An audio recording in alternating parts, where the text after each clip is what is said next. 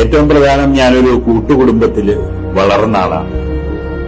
അതുകൊണ്ട് തന്നെ ഒരുപാട് സത്യസന്ധമായിട്ട് പറഞ്ഞ ഒരുപാട് ഗുണങ്ങൾ എനിക്കുണ്ടായി എന്ന് ഞാൻ ഇപ്പോഴും മനസ്സിലാക്കുന്നു. ഉദാഹരണത്തിന് ഞാൻ എപ്പോഴും പറയും, എല്ലാം കൂടെ ഒരു 20-25 മെമ്പേഴ്സ് ഉണ്ടായിരുന്നു ഞങ്ങളുടെ കുടുംബത്തിൽ. അമ്മ, അപ്പൂപ്പൻ, അമ്മയുടെ സഹോദരൻ, മൂത്ത സഹോദരൻ, ഇളയ സഹോദരൻ, മക്കള്, ഞങ്ങൾ കുട്ടികൾ തന്നെ ഒരു 10-12 പേരുണ്ടായിരുന്നു എന്നാണ് എന്റെ ഓർമ്മ. അപ്പൊ അതിന്റെ ഏറ്റവും പ്രധാനം, ഇപ്പൊ അച്ഛനൊരു ബോള് ഞങ്ങൾക്ക് വേണ്ടി, ഞാനും ഒരു പെങ്ങളും 2 പേരേ ഉള്ളൂ ഞങ്ങള്.